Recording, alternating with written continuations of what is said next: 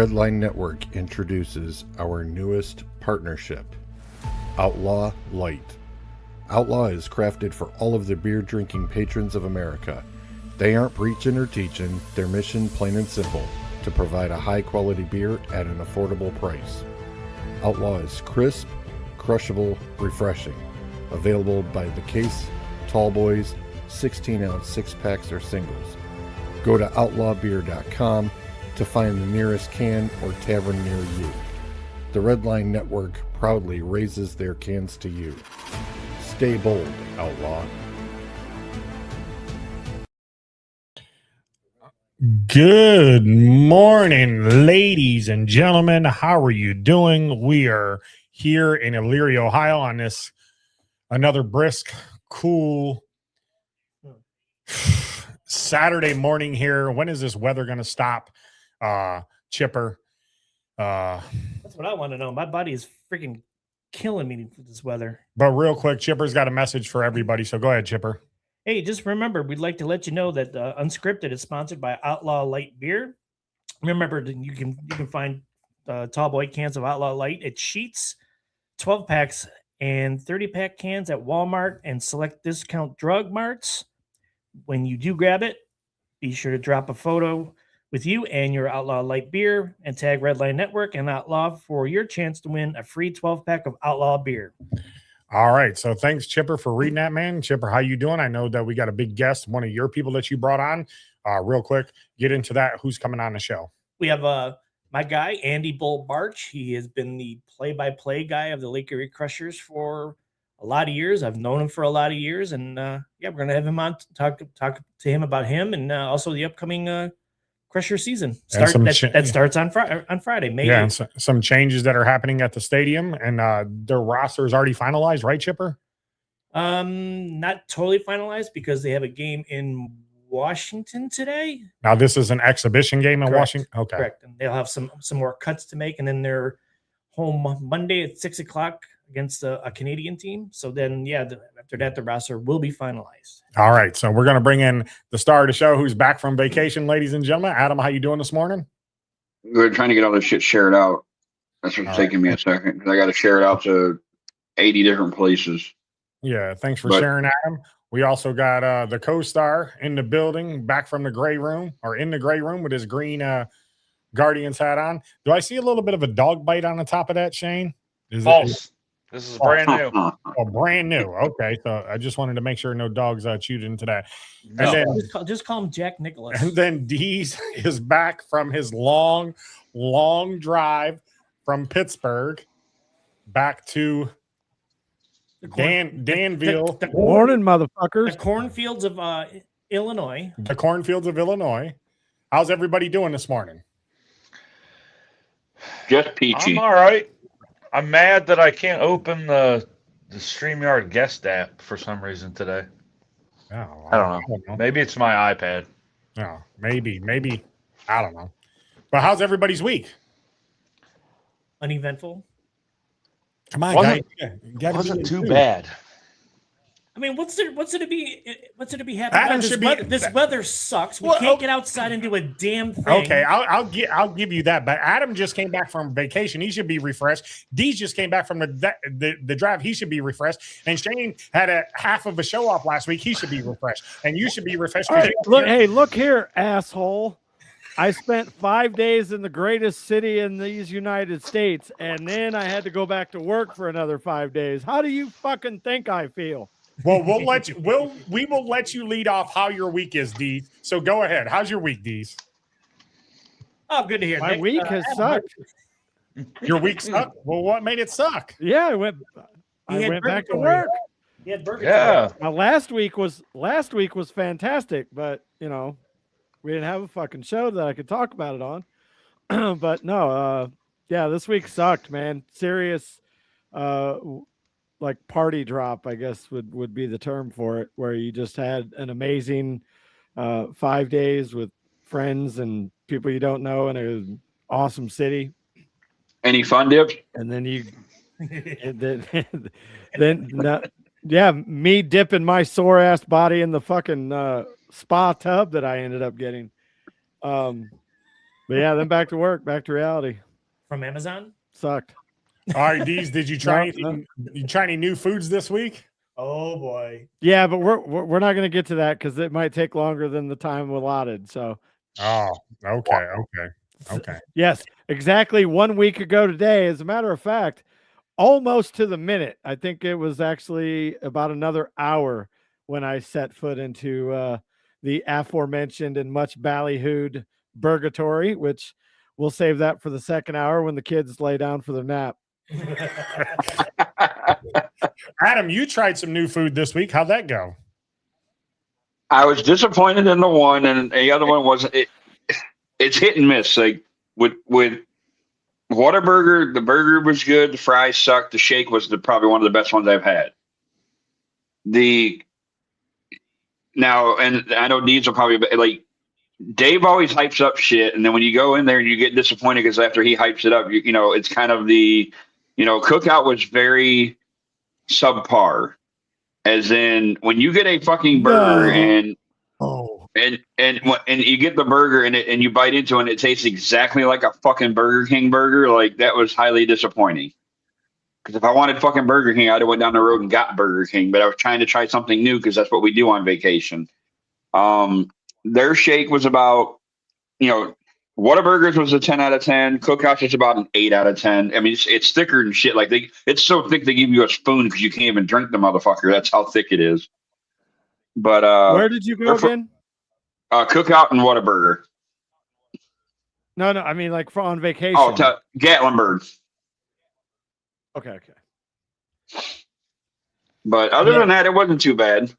What else did you do? You tried Shane, how many times you gonna pop up in and out of here?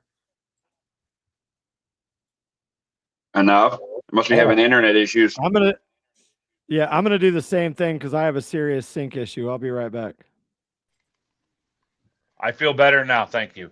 Okay. All right, good. There was like three of you for a second, but Adam, what else did you try, Adam?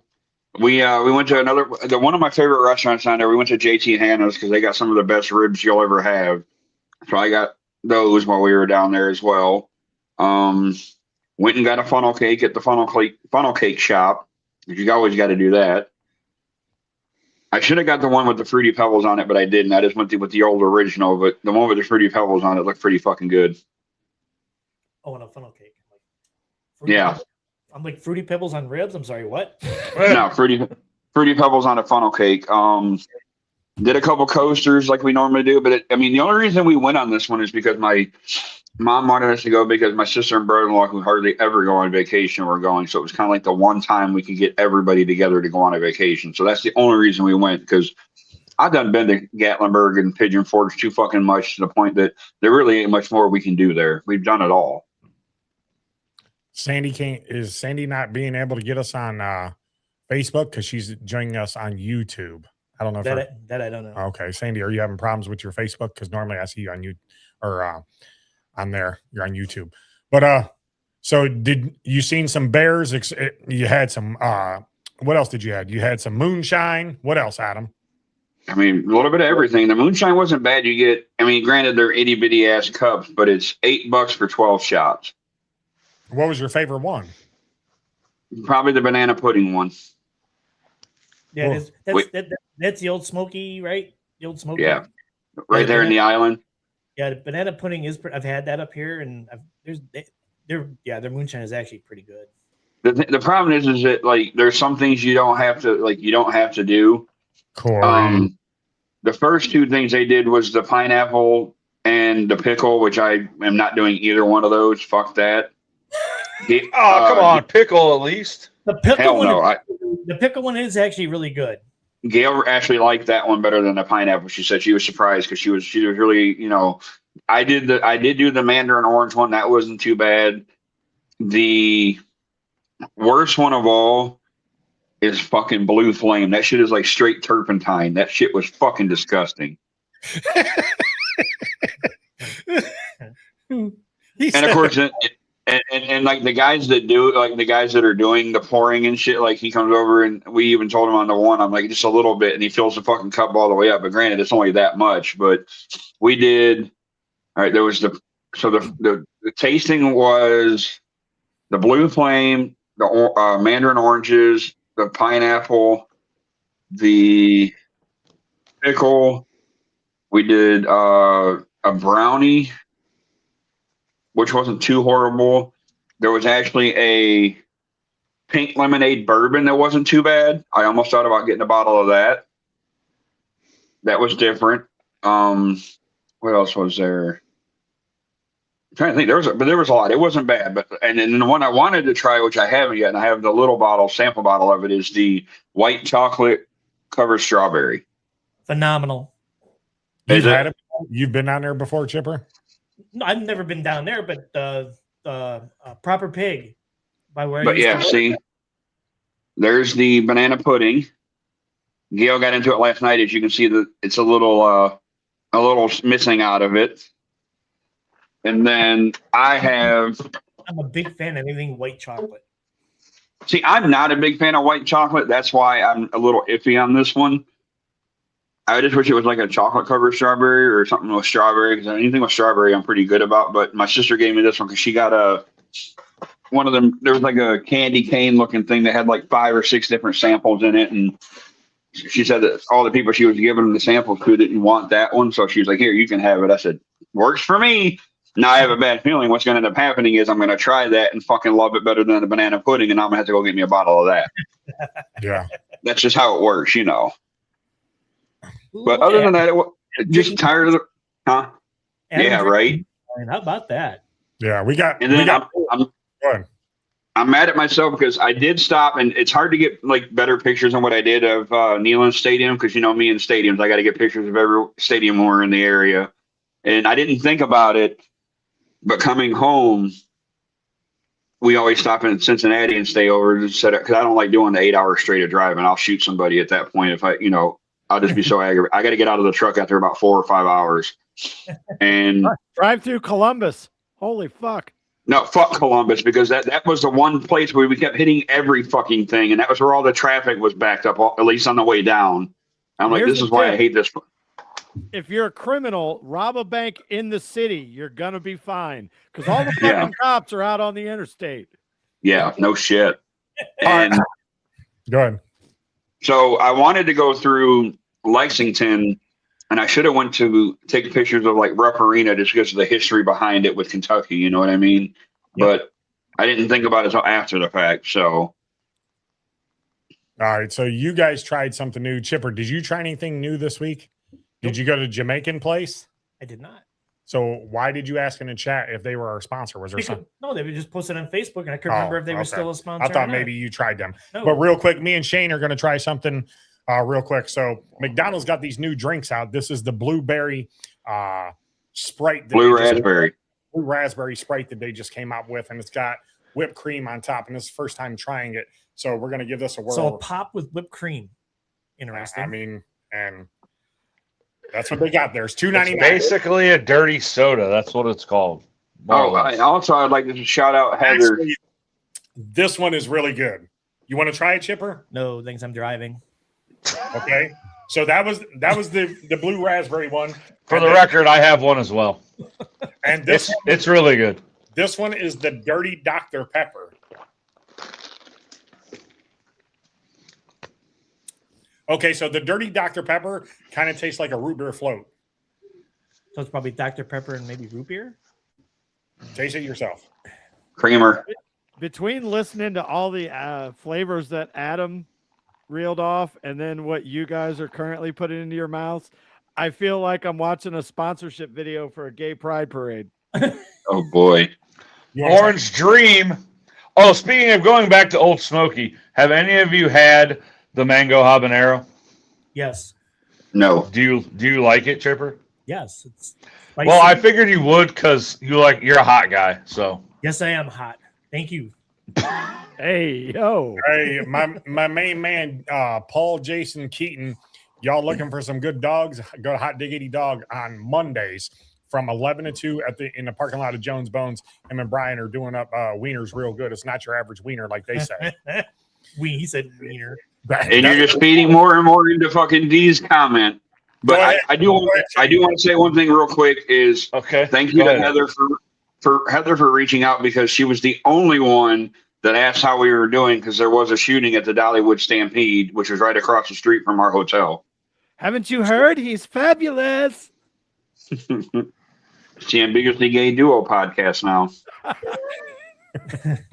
Anyway, Shane, go ahead. All Try right, yours. I'm trying for the very first time, for the record, because I had Shannon try all three before I came up here.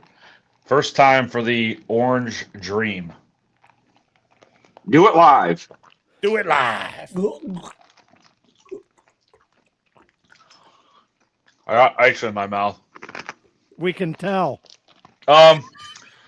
Andy, so many thoughts. That's why you said that. Orange Dreamsicle. That's what that tastes like. It's a 1,000% accurate. So what's better, the blue or the orange? I like both of them. I'm gonna go orange right now, and now I'm gonna try the strawberry watermelon refresher. Damn, you spent what, $12 on a pop? You lost me on it. Once you said watermelon, I was out. It's tart. It's a little too tart for me, but Sweet. I'll say Shannon really liked this one. So, I'll let her have that one. And say, yeah, tell her to come up and get it. And then what's the other one you got? Kind of like Deez's attitude, tart. You only got two, right? I had the blue one earlier. I drank most of it. Yeah. So out of both of them drinks, Chipper, what do you think about the Dirty Dr. Pepper? I didn't mind it. Would you get it at McDonald's? No. Okay. At least you tried. Of course not. No. All right. I'm not really a pop guy.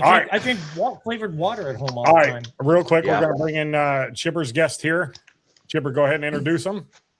My man, Adam the Bull. I'm sorry, Andy. Oh, God. Andy, the Bull Barch, play-by-play guy for the Ouch. Wow. He's a lot skinnier than Adam the Bull. Yeah. Sorry, Andy. Your guest, and you butcher his name. After all these years, I actually called him that instead. Wow. Hey, Andy, you should remove his nameplate at the next game. Yeah, please do. Andy Bull Barch, longtime Crushers play-by-play guy. He also covers high school sports, and also just started covering lacrosse. Andy, welcome on into the show, bud. Jason, they are from McDonald's. McDonald's has the drinks. So go ahead. Wait here, interrupt me. Welcome on, my man. Well, thanks for having me. I'm kind of starting to wonder what kind of hornet's nest I just stepped into. I've been listening for the last 10 minutes, man. This is awesome. This is very wildly entertaining. Well, that's why it's called Unscripted. We just talk about anything and everything, man. You know. Why do you think we bring Deez along? He's the entertainment for the show. That's fair. So we're bringing on. I asked you if you'd come on because obviously this coming Monday is the Crushers home opener. Thought we'd talk a little Crushers, talk about you and everything else. So if you want to get the ball rolling, we posted. We went to the exhibition. The Crushers had exhibition games this past Tuesday and Thursday. As I posted, Crushers scored 20 runs against this traveling scrimmage team, and it was pretty much a boring game. Thursday, they played the Washington Wild Things and technically won 3-1, even though they played an extra inning or two. And as of today, did they really? Did they play that many more? Oh, yeah, they wanted to get extra work in for some of their pitchers. So, yeah, they played what felt like amounted to 12 or 13 innings. Oh, wow. Glad I left then. And today they're supposed to be playing Washington in Washington. I'm guessing weather pending. And then Monday night at 6, they're playing. Got to help me out with this name. The team from Quebec, Trey something or they. Trois-Rivières. Yeah, from Canada. You know what? It's easy if we just Americanize that and just call them the Three Rivers. Okay. Yep. Yeah. That's the easiest way to do it. I think they kind of understand that over here, Trois-Rivières doesn't fly, so we just call them the Three Rivers Eagles. Now, were you there Tuesday or just Thursday? I was only there on Thursday. They look pretty good. I mean, I think you kind of got what you expect, right? You think they're gonna pitch really well. They always do. Although I don't know, man. You look at that roster, it really seems like there's a little more firepower offensively. I say that, and there were only 3 runs, but then again, it's an exhibition, so you can only take so much out of that. But I think with what they've got on paper, anyways, offensively, I think there's a lot to like there. I don't know. You and I talked about this a couple days ago, Chipper, but I don't know that I've ever seen a pitching staff go through that kind of overhaul. They had 5 pretty good starting pitchers last year. Not a single one's back on this year's roster. So Right. independent ball's weird. You just don't know what to expect because guys get into a lot of different things in the offseason. It's not like affiliated ball or, of course, the major leagues where these guys are on specific, training programs and things like that. These guys, it's up to them what they want to do. It's their career. Some guys get real jobs in the offseason. They get a decent paycheck and think, oh, this isn't so bad. So baseball kind of falls by the wayside. And other guys, they continue to chase the dream. I mean, they're working hard after it every single day. They're training every day. So the reality is just because a guy was good the previous year, that doesn't necessarily mean that he's going to give you the same kind of return that next year. So that's what makes this fun. It's very unpredictable. Yeah, and to your point, my guy was Darian Reagan's.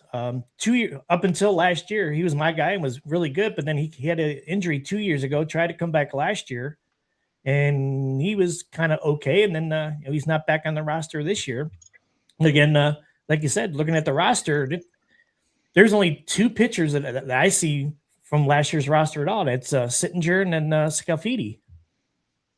Yeah, and they just got Scafidi in a trade, right? They traded for him back in January. I got traded Kenan Irizarry, who was, for whatever reason, he seems to have a really nice career with the Crushers, right? And a couple nice runs, and then he gets dealt. So I wouldn't be totally shocked if he came back, because that's what makes independent ball funny too, right? Because when a guy gets dealt, he can go somewhere else, and if it just doesn't work out, he can very easily make his way back there. There's some sort of comfort level he has here that he doesn't seem to have in other places.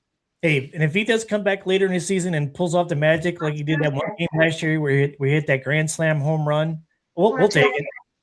We'll take it. How many times has he been with the Crushers? Kenan? Yeah. Oh. Couple times, right? So Cam Ross signed him in 22 because he had been with the Rangers for a few years, and his offensive numbers didn't blow you away in Texas. But again, he wasn't a high pick, so he didn't get a million different chances like a first or second round pick would get. But he was there for, I think, 3 or 4 years. Of course, the pandemic blew everything up in baseball too. So he was available in 2022. Cam picked him up. And then, of course, I think he was with Jared for a year also. And then, Yes. yeah, ended up going to Quebec. But even in Quebec, Quebec has really been the best team in the league the last few years. He didn't work out there. And then he comes to Lake Erie and he just hits the lights out. So I think there's a comfort level there. And that's weird because not a lot of guys who find that level of comfort. That can be a really tough place to hit, but he seems to find it every time he comes here. Now, Bull, for the people that are watching out there, can you explain what the league about, or what the league is for the fans that are watching with the Crushers? Because some people are confused about if they're affiliated with Major League Baseball and all that other stuff. So if you can explain that to the fans out there that are watching. Yeah. So there's no affiliation. They're in the Frontier League, and they're changing to a different name next year, but we'll save that for another time. But they're the Frontier League, and that's the longest running independent league in North America. It's had a heck of a run. It's continued to expand, and over the years, some independent leagues just don't make it for one reason or another, but the Frontier League's been doing it for over 30 years now. So they've had one heck of a run, and they've got teams all over the place. Of course, in Avon, they've got teams in Chicago. They've got a St. Louis area team. There's a few teams north of the border. They've got a team all the way down in Mississippi. There's a team in North Carolina. They've got teams out east in upstate New York. They've got teams over in New Jersey. So they're all over the place. And again, no affiliation. So these are guys that coming out of college, for whatever reason, just didn't get drafted. If they were scouted, maybe the scouts saw them on a bad day and just didn't think they were worth drafting. So these are guys that have something to prove. Or, there's some guys too that, they've gone through the affiliated ranks and maybe just didn't get their fair share of looks. And now they're looking for a second crack at that. And then there are other guys, I think, too, that are playing that are in their early 30s, knowing that the chances of them getting re-signed by an affiliated club are great, but they're playing because they still love to play it, and most of those guys will play it until somebody tells them they can't do it anymore. So you have a nice big old mix of guys who are going at it from a lot of different angles. There's some experienced guys. There's some guys who are a little bit younger too, but again, no direct affiliation with any major league team. And it is amazing that these players come out of wherever, college, whatever, and they still played independent ball, either A, because they just love to play the game, or B, because they're still looking for that one chance, which, as you know, Andy, there have been a lot of players that come out of the Frontier League that get their chance when they get picked up by a major league team that go to either single A, double A, triple A. We've even had a couple make it to the majors. In fact, from the Crushers, had Mickey Janis, who was a knuckleballer that pitched for us. He actually made it to the Mets. Jared Koenig, he pitched for us for a while. He actually made it to Brewers, Oakland A's, and now the Brewers. Yeah. So that's a good thing about it. It's just amazing that these players do that. They play it for the love of the game, and then still wanting that one more opportunity. And some of the players do get that opportunity to make it to not necessarily the show, but at least picked up by the major league teams. Yeah, and the league's had a healthy chunk of guys that have gotten every year. I want to say they get 20 to 30 guys that get signed by affiliated clubs, and there's a decent list of guys who have made it to the big leagues in some form or fashion. The Crushers have had 3 guys altogether. You talked about Mickey Janis, you mentioned Jared Koenig, and then there was a guy named Chris Smith who played all the way back. I think you have to go back to the 2010s, so the second season that the team was around. He had a couple stints with the Crushers, but they've had a few guys make it. So, I mean, are the chances great? No, but at the same time, there's always a chance, and I think that's what's cool about this. Again, you have guys that have already been through that. I mean, the Crushers have two guys on the roster right now with big league experience. Sittinger got there, and Alfredo Gonzalez, who of course had a nice little run with the White Sox too. So it's cool too to see the guys who have big league experience also play in this league, and there's a lot of knowledge to share there as well. Now, how many former big leaguers off the top of your head are currently active in the Frontier League? Do you know? That I'm not sure. Off the top of my head, I'm not sure. I know that, I mean, there's not a ton, but there's a few.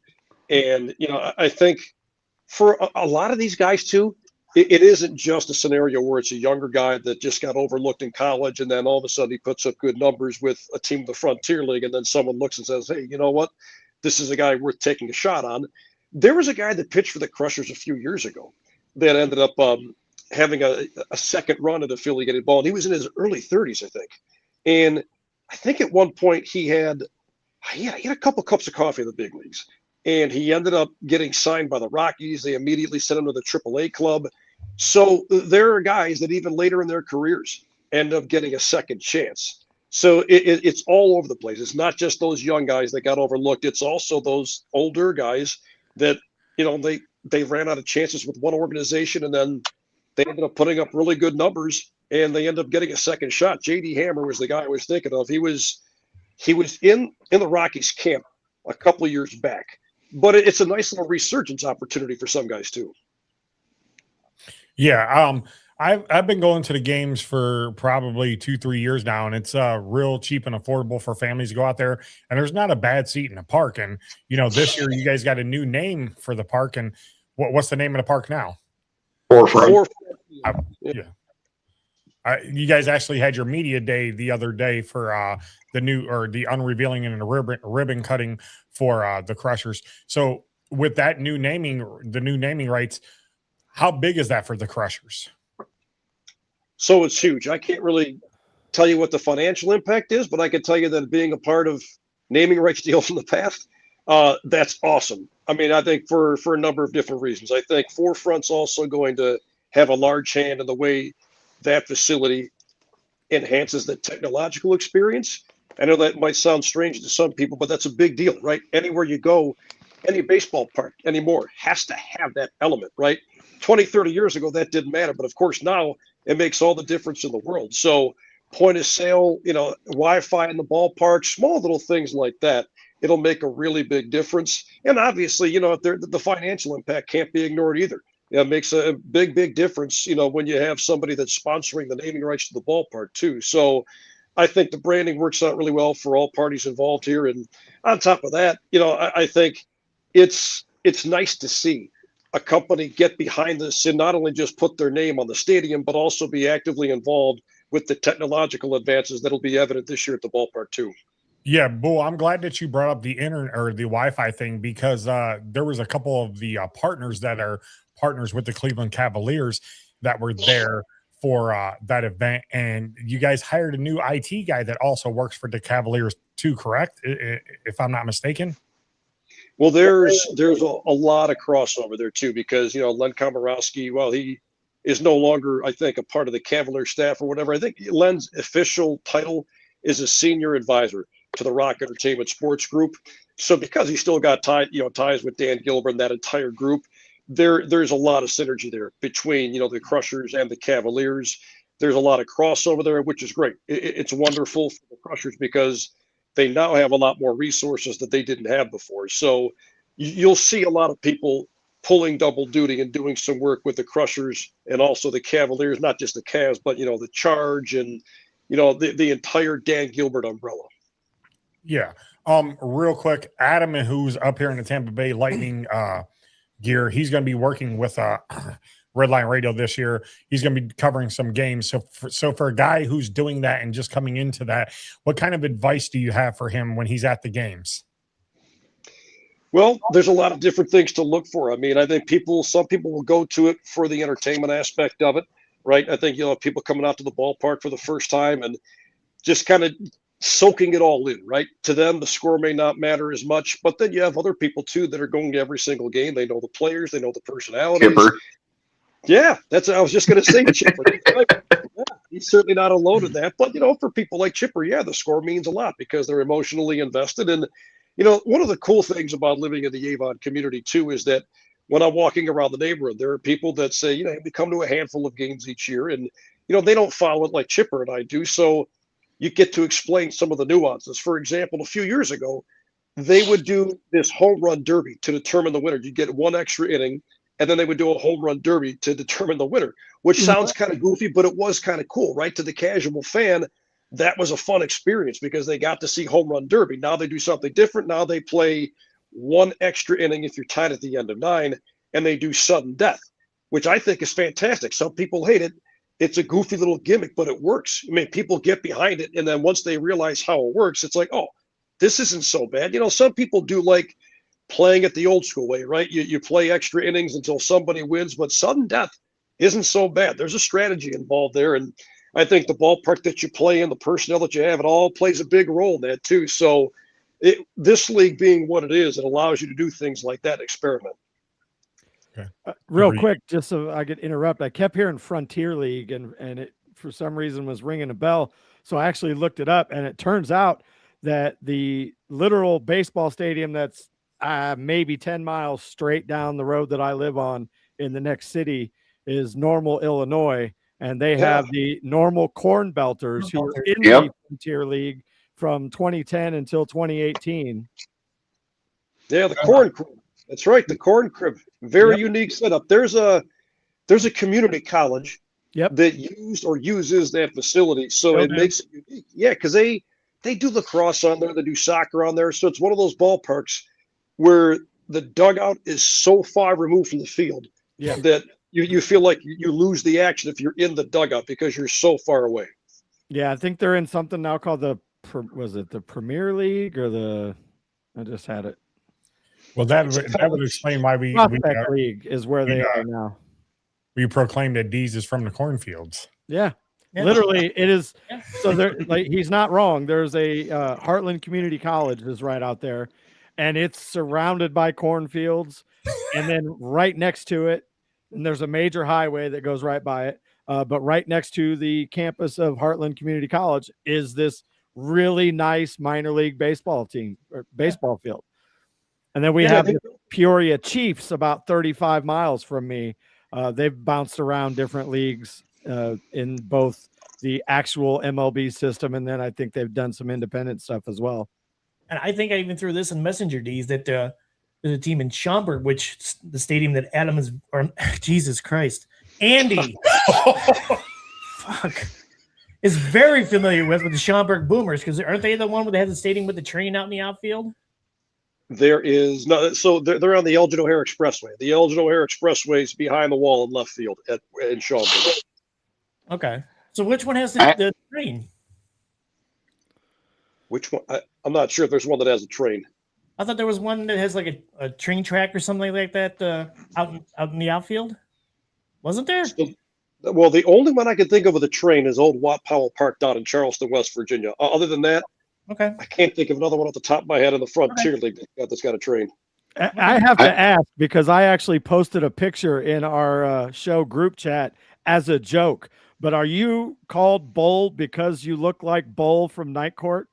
Yes, that's exactly where it came from, Thank man. you. That's exactly where it came from. Yep. look at the video. Look at the YouTube video that Shane posted in the messenger. Andy was just on a YouTube show the other day and explained how that all came about. Yeah, I hadn't seen a picture of you yet, but when they said they call him Bull, I posted an old GIF from the Night Court where it's Richard Bull in I think a barrel or something. But then I'm sitting there looking at you. I'm like, that's got to be the reason. Yeah, Richard Mull, R.I.P. Right? I think he left us about a year or so ago. So yeah, I mean, as the story goes, I'd been called that a couple times growing up, but never really stuck. So my first year doing professional baseball was 2003 in a small town in New York called Jamestown. Same thing. A couple people called me that and said, you kind of look like that guy, but it never really stuck. So then the next year, 2004, our manager was Ken Joyce in Charleston. And he kept looking back at me on the bus. We had this, 12, 13-hour bus trip from Charleston to Lakewood, New Jersey. And he said, you know what? Every time I look back at you, I see Bull from Night Court. He goes, I'm not even sure what your first name is. I'm just going to call you Bull from now on. Let it stop. Nobody ever called me Andy again after that. Well, apparently they don't call you that on this show either, right, Chip? Yeah, you get called Adam. Yeah. Yeah. I'll never hear any of this from these guys or from Bull. Never. Adam, you got any questions for Bull? Not offhand. I mean, I'm looking forward to the opportunity to do it this year, and I just hope I don't disappoint anybody. I'm going to try my best, and it's new. It's going to take some baby steps, and hopefully by mid season that I'll have it down. So, but looking forward to the opportunity to be there and fuck with Chipper too. All too easy, man. Just tell him to go upstairs and search for Adam, and then he'll go on a wild goose chase. God, I'll never live this down. I can't wait for the games though, because going down to Tennessee, we actually went past the Florence Stadium, which we always do, and I know about the Y'alls or whatever that they call them. So I know that, and it's weird because how all the stadiums are like cookie cutters of each other. Because looking at their stadium was almost like looking at Forefront Field. It's like they're all the same damn near. Yeah, they're unique in their own little way, but you're right. A lot of them are structured for the most part the same way. I mean, I think Florence had some remodeling done. So this is going to sound strange, but for Florence, they had the clubhouse way out in the parking lot beyond the wall in right field. So I mean that the players had to go a couple hundred yards at least to go to the clubhouse after the game. It's a really weird setup. So they've redone some things there, but it's an all-turf field also. A lot of teams in that league are that way now because it's better for business. If it rains, chances are 20 minutes after it's done raining, you can start playing again. So, a lot of teams have gone to turf because of that.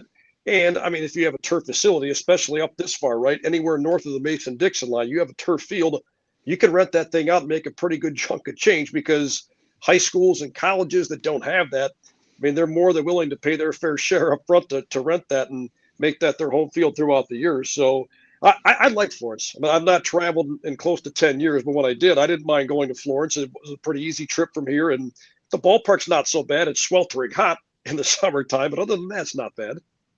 I think, of course, you're right across from the water tower. That's right. Yeah. The Florence, y'all. Bull, out of all the stadiums that you've been to, which one is the coolest? That's a great question. So there's a couple that come to mind. Number one, there's a place down in Greenville, South Carolina. They built it back in 2006. And there's a Shoeless Joe Museum that's right there on the grounds. And this kind of comes back to what Chipper, you had asked about the train. There was a train that actually ran along the right field line of that ballpark too. And they actually made that ballpark kind of a replica of Fenway. There's a mini green monster in left, and there was this big old building beyond that mini monster in left that they totally, revitalized. And they made these like high-end condos, so people will sit out there on their balcony and they'll watch the games. And the facility itself is terrific. I don't know if they're still a Red Sox affiliate, but they were back in 2006 when they launched that whole thing. That's a really cool one. Lakewood, New Jersey's got a pretty awesome one also. When we went to Lakewood, it was a haul to get there, but it was cool once you got there. And we kind of got the impression back then that it didn't belong in the single A ranks. I believe that's a double A team now. Because of the market, the facility, the whole 9 yards, it didn't make sense that it would be a single A facility. But those are two pretty awesome ones in the Frontier League. I like Schaumburg because it's a nice booming area. It's pretty cool. There's a lot of cool things going on around it. It's got I don't want to say it's a big league feel, but it's got more of a double or triple A feel to it. So I think that's probably one of the better ones in the Frontier League. If you're into the more unique setup, Gateway's very interesting. I don't know how you put this any other way, but it's kind of a bandbox because it's a very, very short porch in right field, and they've had opportunities to move that back, but I think the funding wasn't there for it. So Gateway's a little different in that regard. But those are some of my favorite ones. Cool. Thank you for answering that. Shane, you got any questions for Bull? I'm just enamored with the radio voice, if you will. It's it's spot on radio. I love it. Yeah, I did have a question. Doesn't really pertain to anything, but stadiums really. I had plans with my brother to go to the single A affiliate of the Guardians in Lynchburg. Have you ever been there? No. I got excited for a second because I thought you were going to bring up Lake County. Lake County is actually pretty awesome. I know that I've been there. I like it there. Yeah, it's nice. Actually, I've called many a games there, and it was a great place. And they launched it back in 2003. I think when the issue comes up for how they funded that, I think that opens another can of worms. But regardless, it turned out to be a great facility. It was awesome. And look, they've kept the same affiliation there for the last 23 years. That should tell you something. In Lynchburg, an old buddy of mine was the radio guy there for a while. I think the facility, from what I understand, is a little bit dated. And this is something you guys will probably hear a lot of in the coming weeks. But when it comes to low A, I don't know what the future holds. I mean, when this new collective bargaining agreement expires in December or whenever it is, I think we could be without baseball for a little while. I think that's pretty obvious at this point because the two sides are very far apart. But one thing that keeps popping up is, will they do away with low A?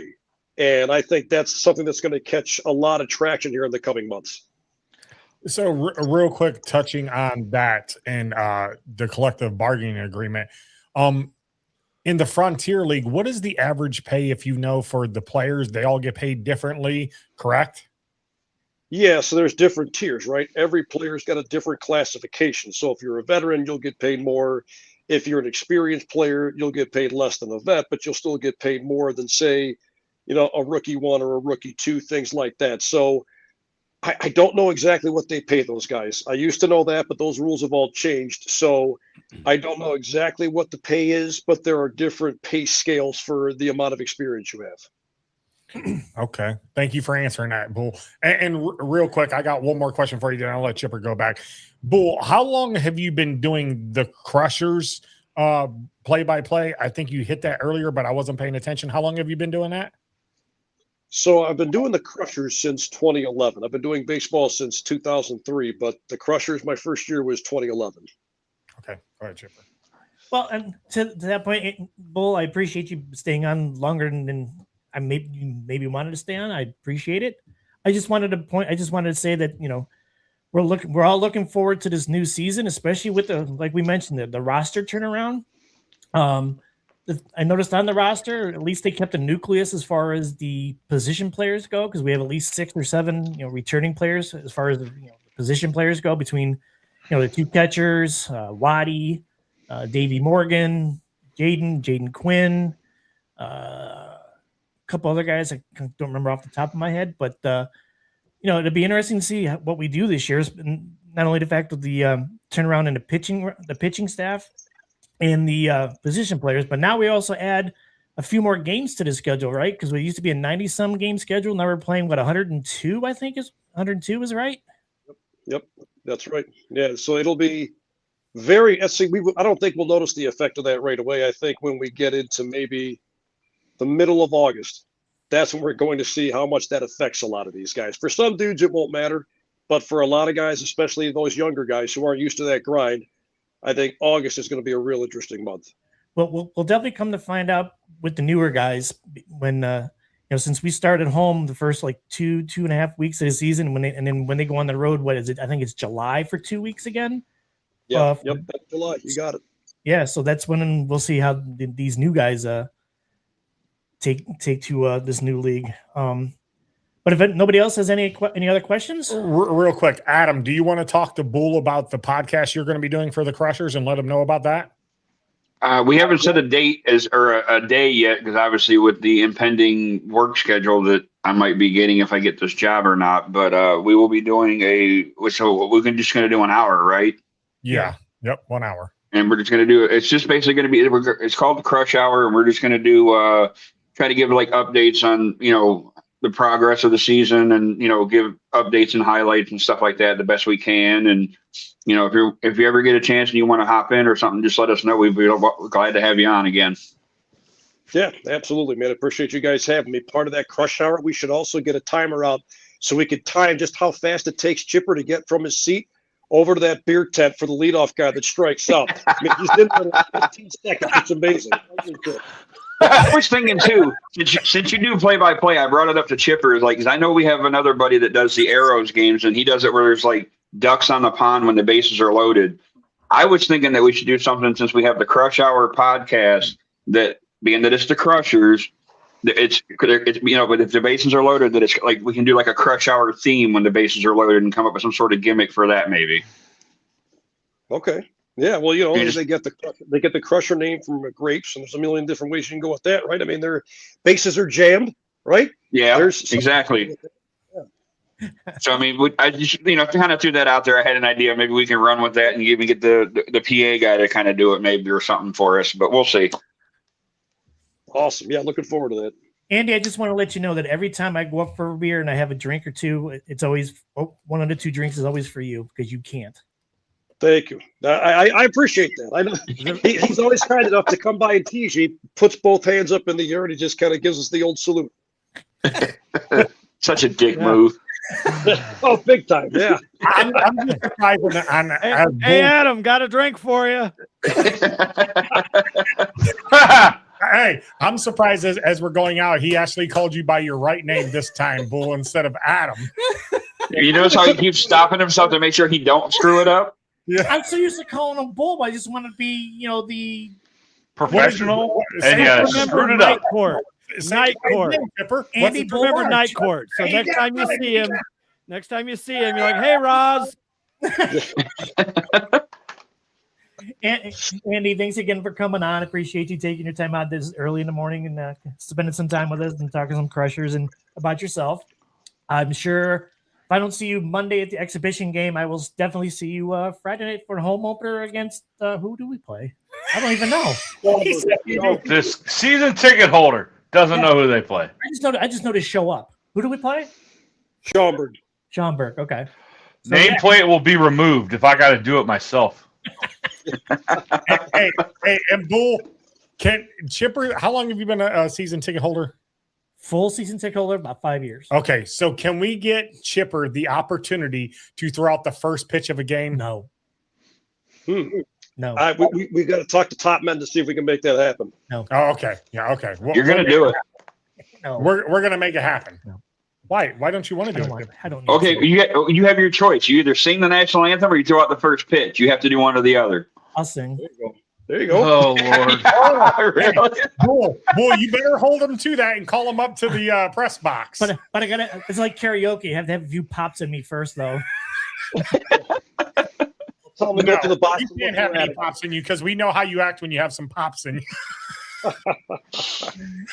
And Andy, thanks again. Appreciate it, man. Thanks, Andy. All right. It's nice to meet you, brother. I appreciate you, Andy. Thank you. Have a good day. How was that, man? That was awesome. Chipper, Voice He for does have a good radio, voice. man. I love it. I love how it. you getting his name wrong, Because and because I'm used to calling him Bull, but I was trying to be professional and not call. I was trying to call him by his real first name. I'm like, you did it not once, I know, not twice, but three times. twice, or whatnot. One. That's one. We're keeping track. That was fun. That was fun. That was fun. I hope you guys liked it, and I hope you guys Yes. liked it. He's a That was an excellent grab, Chipper, besides your fuck up. He's a really His own cool guess of all things. Yeah, he's a really cool dude. He really is, and like you guys said, he's definitely got the voice for play-by-play. He really does. Yeah, I was just gonna say, if ever there was a voice that was made for play-by-play, it's that guy. Like it's. Geez, do you think you could do play-by-play? That would be funny. Oh yeah, That would be funny. yeah. His biggest problem would be to stop slipping up from cussing.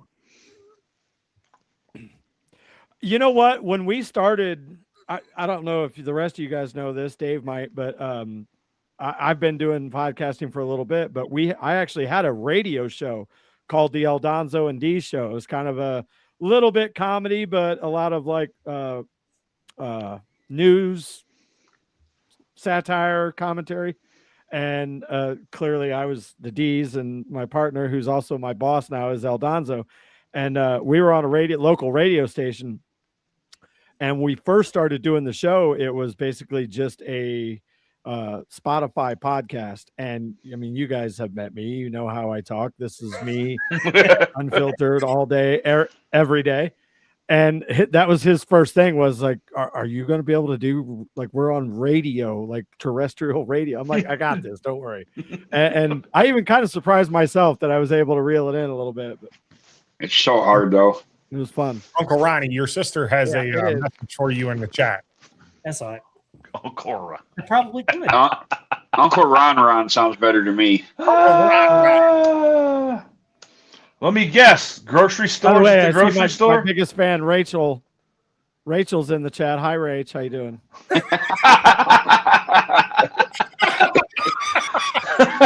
Here, we'll put this just up for you, D. She says, "Good morning, guys. Good morning." It'd have been even better if she'd have been like, "Good morning, guys," and D's. Yes. She missed me. Yes, to answer your question, Shane O'Mac, grocery store is at the grocery store. We discussed it last night when he was at the Moose. He would not be here today because they had to go pick up stuff for his work or his lunch for next week and food for tomorrow that they're cooking. So yeah, so he's at the grocery store. Got it. He actually did karaoke last night too. He did do karaoke and he sang it pretty good. Shut up. Adam, He did Wonderwall Nice. by Oasis. Wait, hold on. Time out. That big son of a bitch, Nick, did Oasis. yes, yes. That I will, Jessica, if you're you listening, want? she recorded it. Jessica, if you're listening, send it to me and I'll send it in the group chat. You know, like, You're- I mean, I'm sure everybody here has been to karaoke, and you look around and they call somebody's name and a dude walks up to the stage and you're automatically like stereotyping him, like, okay, what's this guy gonna sing? Never in a million years am I pegging Nick for fucking Oasis. I would Hey, agree. I did Renegade a little while ago up there, didn't I, Adam? Yes, you did. Me and Joe actually did Islands in the Stream. Did you play the Dolly part? No, he did. He played the That was comical. Even funnier is throughout my very long, lustrous career as a DJ, I did have a stint as a karaoke DJ, and Oasis Wonderwall was one of the songs that I would do every once in a while. Oh, geez. I bet I could hear you singing, or some of the people to come up and request songs to sing, "You motherfucker." A couple of the ones that people would request me to do the most was "Piece of Shit Car" by Adam Sandler, "Fuck Her Gently" by Tenacious D. Oh. Yeah, But I was no that Freebird? guy. No Freebird? Does anybody sing Free No, Bird? no Freebird. In karaoke? Yes. Does I anybody? fucking hate that Who song. knows it? I hear when I used to go to karaoke No. on a regular basis, it was Freebird, Friends in Low Places, or what was the other one? Freebird or Friends in Low Places. Go ahead, Okay, Denise. as somebody who DJ'd karaoke, a lot of times you'll get, typically women will want to come up and do a duet with somebody that can sing. Now, I'm not, going to win American Idol this year or anything, but I could back in the day sing decent. And the fucking antichrist of karaoke, fucking Paradise by Dashboard Lights by Meatloaf, all fucking like 7 minutes and 45 seconds of it. Yeah. And when the woman would come up and want to sing it with me, she doesn't include the part that her part's like maybe a total of 90 seconds. Meanwhile, I got to sound like a fucking auctioneer going left and right and then go into a baseball game. What the fuck? I hate that fucking song. Since we always talk about, Redline Promotions and promoting up and coming and, musicians and stuff, Dave, I just sent you a song that a friend of mine on TikTok did. If you want to play it later, you can. I told her I'd get it on here because she's got potential. It's just she needs to get discovered, damn it. Okay, I got you. I'll put it on the Redline Promotions page and maybe our page. But yeah, we got about 4 I think you minutes. should play it live. Will she sing Paradise by Dashboard Lights with me? No, She probably would. She's I'm very pretty open sure to we singing can I'm whatever. pretty sure we can find somebody to get that for you. Well, Adam sing Paradise by the Dashboard Lights with her. Will Adam sing that? Adam. I don't even know the whole song enough to sing it. Chipper, will you and Shar sing? I didn't either. thanks. No. Who's got a monitor? Just put the lyrics up there. Anymore, you can just cheat. Like every song in the world that you want to do karaoke to there's a YouTube video for it. Listen, Like back in the day, you have to have this CDs and shit. Now it's all digital. listen, I do know that there is one cover band out there that uses what Shane's talking about, the words that come up on the screen, and you can tell. Oh, it's not Mixtape 216, is it? No. But you brought them up. I didn't say anything, Chipper. I know I know another band that uses that, and they're one of the top 6 bands in Cuyahoga County. I can tell you that.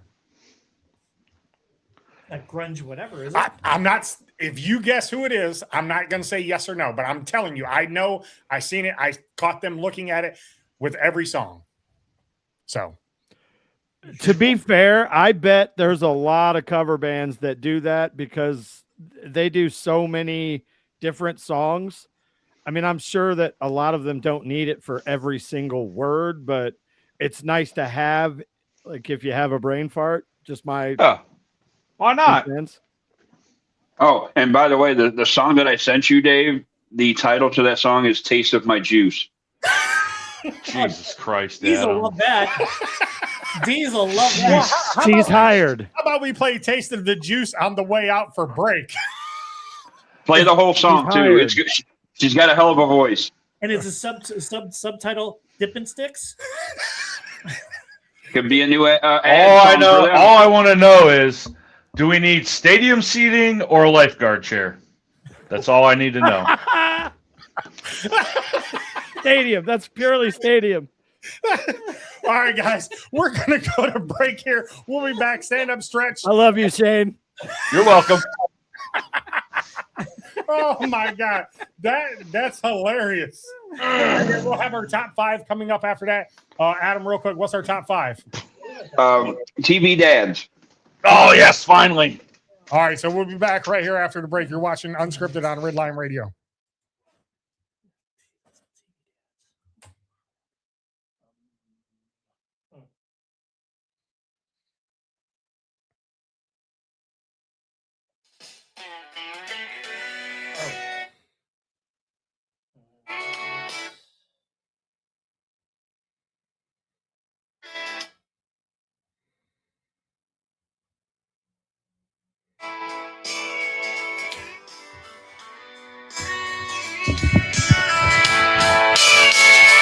I see the way you look at him, undress him with your eyes.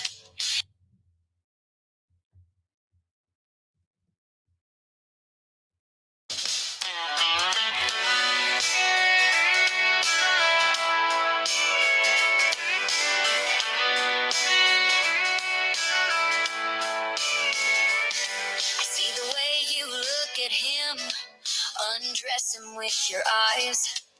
Is it 1, 2, 3, or 4? Hell, there's so many guys. You lie and tell them that I cheated, and they deserve the more.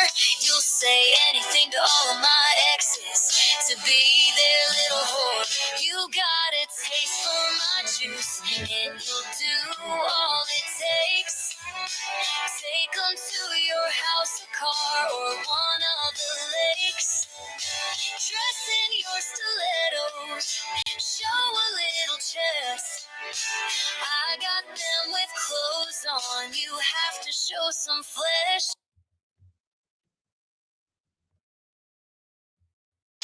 I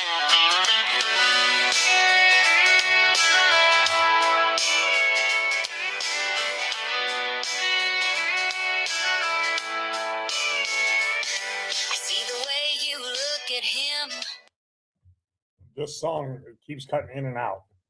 So I don't know if it's the way Adam sent it to me or whatever, but we'll get it figured out before break or before we come back.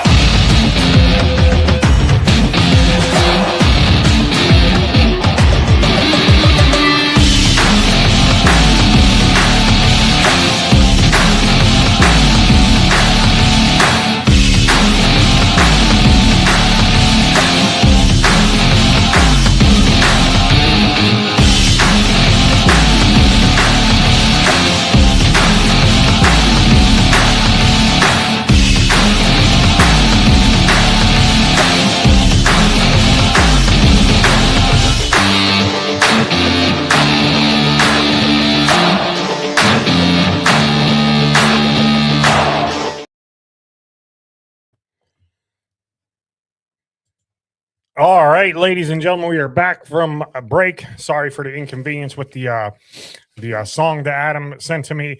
I don't know what happened, Adam, why it's not playing that way. But real quick, we want to give a big shout out to the best barbecue in Lorain and Cuyahoga County, Jones Bones. They are located in Grafton, Ohio. Make sure you stop out and see them at 35015 Royalton Road, corner of Royalton Road and Island. You can also call them at 440-748-4343.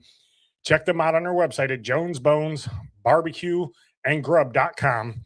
Tell them Redline Radio sent you. And also, Chipper, if you go there, you're going to get 10% off your purchase. Regular menu items. Yes, regular menu items.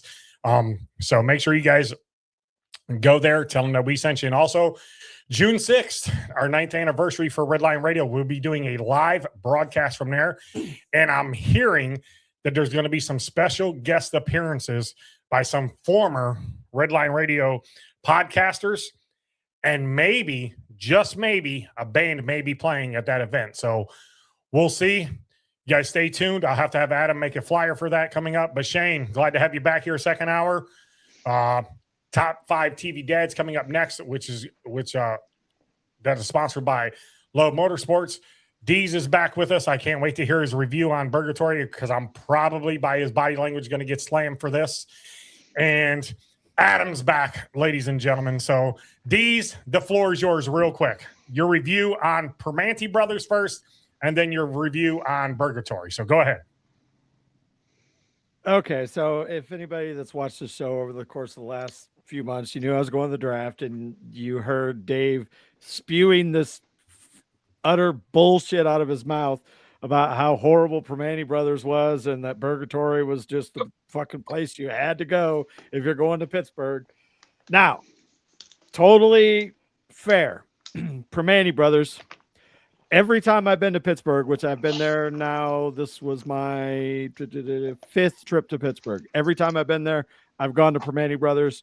The only difference this time was I did not go to the original location down on the Strip. I went to the one Market Square right downtown. That may have been a mistake for the simple fact of with the way that they had the draft set up, that particular Permante's is literally right in the heart of downtown and right where like just thousands upon thousands upon thousands of people. So I feel like for at the very least, it could be because inflation and the economy sucks right now, or I think it had a lot to do with the sheer numbers that were going to be parading through there, that it feels like they skimped a little bit. Don't get me wrong, the sandwich was still delicious. I had the Black Angus and cheese, A1 all day long, but it definitely was not what I remember as far as, just being monster stacked high, good shit. It was still good. I believe for the sandwich, well, for the sandwich comes with everything, the fries, all that stuff. And then I didn't think I started drinking yet. I think I just had a soda, but I think I got out of there for about $25. Not bad for a solo lunch. Definitely would grade it lower than my previous trips to Pittsburgh. Saturday, I knew it was going to be kind of shitty weather and rainy. So I wanted to save Burgatory to be literally one of the last things that I had in my trip to Pittsburgh. If I could just here, let me do this. Dave, you're going to have to put this on the screen. Oh, wait, that's where to go. That ain't it. Hold on. Give me 1 second. Okay. So Burgatory, first of all, it's literally right in between the two stadiums, PNC Park and Acrisure Hines, as it were. And now I cannot find this, and I'm going to just absolutely lose my shit.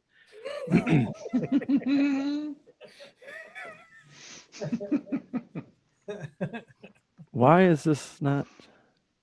Welcome to live radio or live TV type shit. Hey, Yeah. At least What- this what is the- Dave's fault. Oh, it is. I got a feeling it's going to be my fault.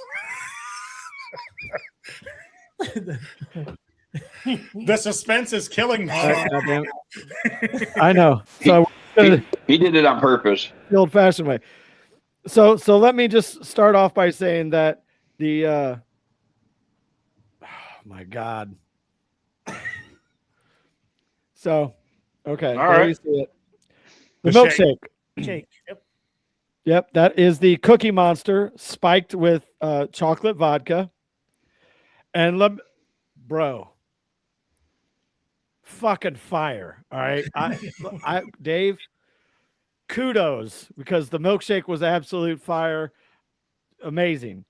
However, there is one minor problem with said $12 milkshake. Oh my goodness! It's a fucking shot glass. Wait a minute. So hold on. They didn't give it to you in the metal container as well? Because remember, Chipper, when we went down there, they gave it to you in a metal container as well, and poured it in the cup for you. Yeah, no, they just slapped the old cheap ass plastic fucking Solo cup on the table. Not Maybe even a cherry on top. But look, again, All right, here's a better picture for context. Don't It's like don't look two at my sips and it's 4 gone. 3/4 fingers. Yeah, it was. Look, it had great flavor. It was thick, and even with the shotgun barrel for a straw, there were still chunks of cookie dough getting stuck in there. So again, tip top. Even though it was like $12.50 or whatever, I won't falter for that because it was absolute fire. Now we get to literally the meat and potatoes. Correct. Literally. That is the I believe it's called the double smash. It's got bacon. I told them to shove the pickles up their ass, and then you have to substitute fries for their I Chips, guess kettle cooked chips. Yep. Mm-hmm. Yeah.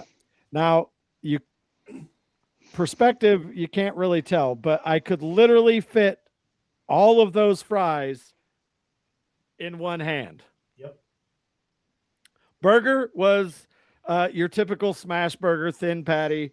Cheese was pretty good. Bacon was, I would say, a little undercooked because when you like bite into it, it's still got the kind of soft texture, so that when you pull away, you basically rip an entire fucking strip out of the burger. Flavor was pretty good. However, $30 for the burger and the substituted fries. No way.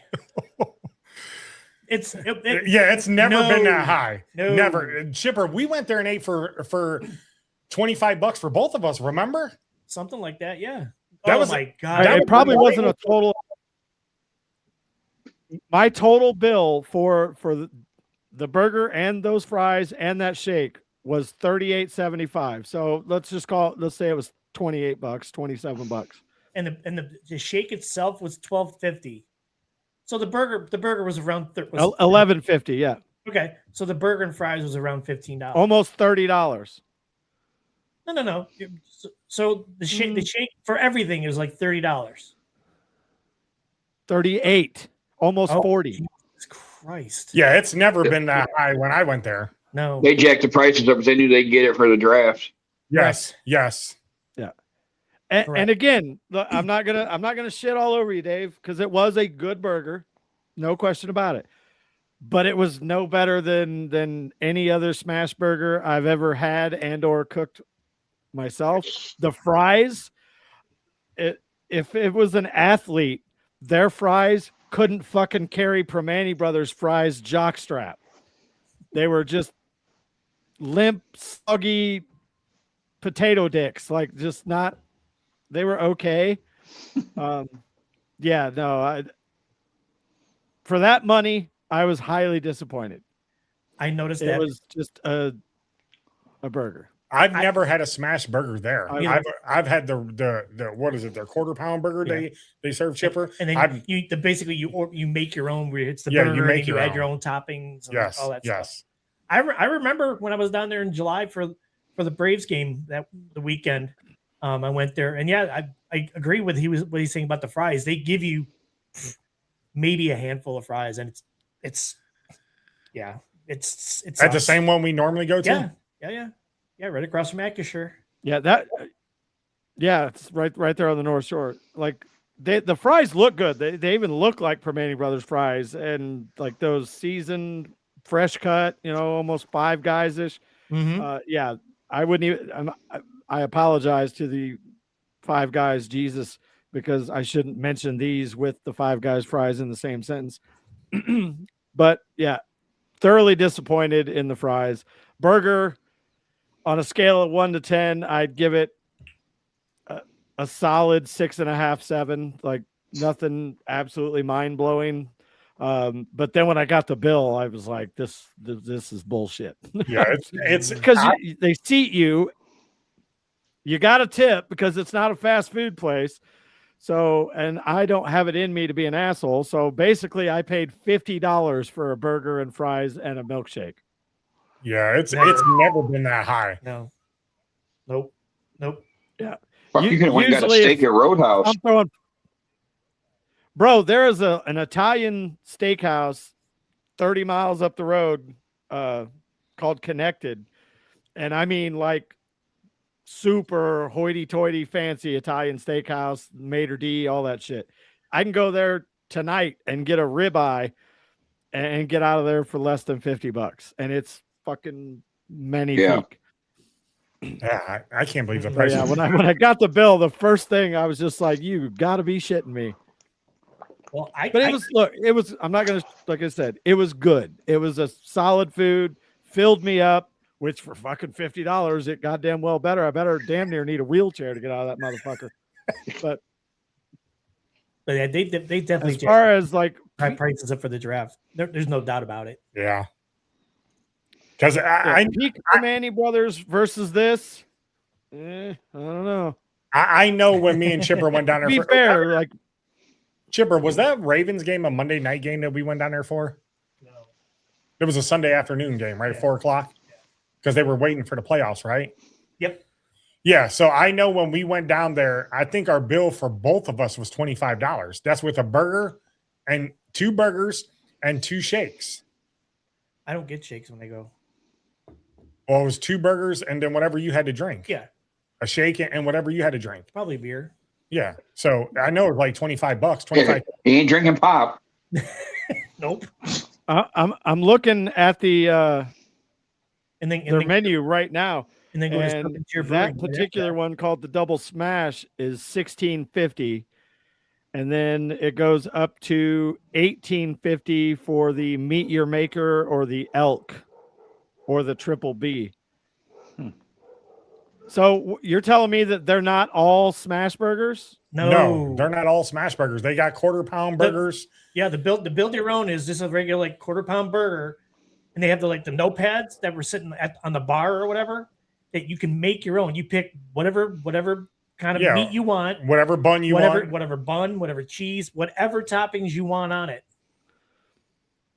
Well, see, I should slap the fucking hostess who sat me then, because I asked, like, what's everybody get? Like, I was told that I had to come here, so give me the best of the best. And she's like, the Double Smash. So I just assumed that they were all smash burgers, just dressed up differently. No. Yeah, did you sit at a 2-person booth or at the bar? Or at the bar? Booth. Okay. Yeah, because to your left, there should have been like the napkin holder where they hold the ketchup, the mustard, and the vinegar, the salt, the pepper. There should be a notepad inside there with little pencils like you do fill out for the lottery, and you make your own burger there and give it to them, and then that's how you order it. Yep. Yeah, no, that I did not experience that. Well, to be honest, the only person I've ever heard say anything bad about Permane Brothers is Dave. Everybody else raves about how good it is. Okay, Adam. It's solid. Now, to be fair, a lot of Pittsburghers will basically tell you the truth in that it's a novelty, and it is. It is. It's a staple of Pittsburgh. The tourists. Right. Yeah, it's a good sandwich. Don't get me wrong. Like I told you guys in the chat, I would much rather have D step on dog shit and put it on by his shoe, and I'd lick it before I eat anything again from Permane Brothers. You had the one bad experience.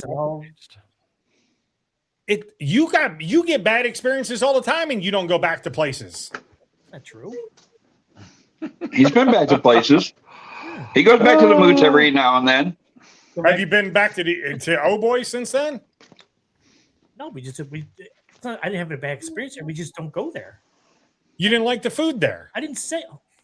That's not the reason why I won't. Yeah, actually, we did go back after that. Me and Shar went there for a lunch a couple months ago.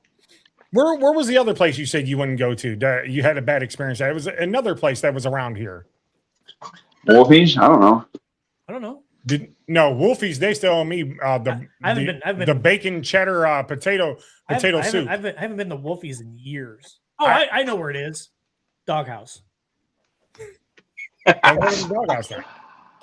Oh my God! At the end of the day, when you talk about like value for your money, no, like it's way down there.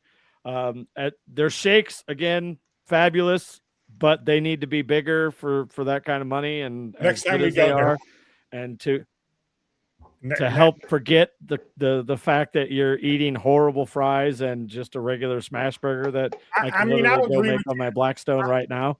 I'll agree with you with the fries. I agree with that. But the burger, you got to get to build your own. And I don't know if because when we were there for the Monday Night Football game or the playoff game this year when Pittsburgh went against Baltimore, I know me and Jeannie stopped there and they gave us the shake the exact same way in a cup, in a tin, and then in a cup. And we got they threw that shit out the window because it was a draft. They ain't got time to give you the fucking tin. Drink this shit and go. Yeah, exactly. Yeah, I would say that had a lot to do with it. And I'll also come to their defense slightly that the prices may have gone up over the last couple of years because beef has gone absolutely through the roof. So yeah, it has. Again, it was okay. Was it $50 worth? Not a fucking chance. Let me pose this question to everybody. And I don't know if this will go to Adam or not because he doesn't really drink. What exactly? I don't really drink either. Okay. What exactly is the point of getting a shot of something in like a milkshake or something along those lines when it really doesn't do anything? If you see what I'm getting at, you don't necessarily get a buzz off of it. It's just one shot, and hopefully it's a full shot. So I'm just curious as to, what's the point of getting a shot in a milkshake or something along those lines? Sandy, where are we taking D's to? Flavored. I personally enjoy vodka, so it definitely enhanced the shake. I will say that. The only problem I would say that it had, as far as spiking it, is because the milkshake is so thick. Yep. And they spiked it with the vodka. The vodka basically drops to the bottom. So I killed the fucking vodka in the first couple drinks of milkshake because it was at the bottom where the straw was. But it was good. Again, I will not like their shake was absolute fire. I just wish it was bigger than what looks like maybe a 10-ounce solo cup. Yeah. At least give me a 16-ounce, something that really hits home. But total score 6 out of 10. Not as bad as I thought it would be from D's. I thought it'd be a lot worse. Oh, I did forget one thing to tell you guys too. We all know I got the 2 new tires put on the truck before we went down to Tennessee, correct? Yes. Yep. Tell me why. Coming out to the fucking truck after about, what was it, Monday or Tuesday? Or Sunday or Monday, one of them days, I had a fucking bolt in the right front of a brand new fucking tire that luckily enough, it was big enough that it plugged it, but I had to go get that fucking patched up while we were down there. So wait a minute. So it was a brand new tire or yes, used tire? Brand fucking new on the right front. The 2 front ones are brand new. I already got it's already patched. Not even 2 weeks of having them fucking things. Well, here's the thing with that, Sandy. He lives all the way in Illinois. We are here. He's about 8 hours away. We could plan together to come to a football game in Pittsburgh if Deez wants to do that, and we'll go to Burger Tory if he wants to do that. That's up to him. I've already got Airbnb reservations for weeks 2 and 3, and whichever one's a home game, that's what I'm going to. Oh, okay. Yeah, we don't know who we're going to play then. So not yet. The schedule comes out this month. I've got Airbnb. Same one? Same one? Same one what? Airbnb. Oh, no. Yeah, I don't think I told all you guys that story. So I stayed originally I booked a place on the south, like even further past Mount Washington, about a 25-minute drive.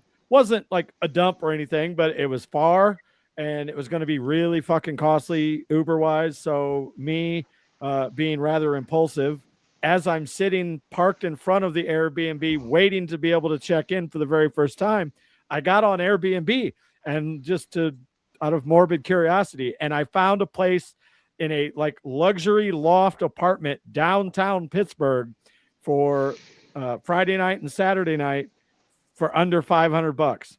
So I got it. So I had 2 rental places there for the weekend, but that place had a spa tub which absolutely was a lifesaver because I would walk around all day and then come and soak in that like I was some rich bitch after a hard day at the mall. And oh man, that thing hit. But so no, regular price on that is $800 a night. Jesus. But I am looking at places. Yeah, the places I am getting is right on the North Shore, literally 3-4 blocks from the stadium. And I think the trick is that I am reserving them before the schedule comes out. Yep. Because they don't know. Because I promise you, in 2 weeks when that schedule drops, those prices for home games are going to get jacked way up. So I'm just booking like 2 or 3 places that have free cancellation. And then when the schedule comes out and I pick my game, I'll cancel the others and I'll be set. Smart move. So I just got breaking news here from the pro wrestling world, Deez and Adam and Shane. I don't know if you know this, but the New Day is leaving the WWE. No shit. Leaving or they got cut? No, they're leaving the WWE. Have mutually parted ways. Have mutually parted ways, and they are currently moved to the alumni section of the website. This is a massive blow to their tag team division. So New Day out at WWE. They haven't really done anything in a long time anyway. Like ever since the heel turn with Big E leaving, like they really kind of faded into obscurity. And why they ever added Grayson Waller is beyond me. Because what else are they going to do with Grayson Waller? Fire him? Yeah. I mean, look at all the ones they just fired. All right, Adam. So we're getting into honestly, that sucks. Go ahead. Kofi's a very talented person. I think that if Kofi were to be kind of reworked, repackaged, that Kofi could still have, something to do there. Xavier Woods, let's be honest, he's okay in the ring, but the most talent he showed on screen involved Paige. So if you know, you ain't know. wrong. Do you think maybe that had something to do with them mutually parting ways? I would not at all be surprised. That all right, there Adam, was some back room. We're getting into the top 5 sitcom dads, sponsored by who, Adam? Royal Motorsport. All right. Is it sitcom or just TV dads? Same fucking difference. TV, sitcom, it's all the same. Okay, because I have a couple on here where they're not exactly sitcom, so that's why I'm making sure. Okay, so then we'll let you lead off with your number 5. TV Chipper. dads. TV dads. TV dads. Go ahead, Chipper. 5. I mean, since I did this on the fly, my number 5 is Philip Drummond from Different Strokes. You did not know about this? No. I didn't. He wasn't on when we talked about it, and then we skipped it a few weeks. Well, that's my so anyways. Shows you how much he pays attention when he's not on. Yeah, it was in the chat. Well, that's who my number 5 is. Philip Drummond from Different Strokes. Okay. It's not a bad choice. These, go ahead. You're number 5. I'm not ranking these because, again, I literally found out about this list before we took a break. I'm going to go with Uncle Phil. That's a good one. You know who that Fresh is? Prince, Uncle Phil. Oh, yeah. James Avery. Yeah, James Avery, yeah. R.I.P. Judge Philip Banks. Yep. Best episode is when Will is hustling pool and he comes to save him. He's like, Jeffrey, break out Lucille. Oh, yeah. When he was a pool shark. Mm-hmm. Yeah. Shane, you're number 5. Bandit Healer from Blue's Clues. Who? The Blue's Clues dad. or Bluey, sorry. Bluey. Oh, Bluey, my bad. I got my cartoons mixed up. I never watched it, so I don't know. I can't. Thankfully, Are Piper you never got into me that. right now? I got 4 better ones. Shut the hell up. Wait a minute. That's in your top 5? I made this list 3 weeks ago when we talked about it, so I kept it. I'm not thinking anymore.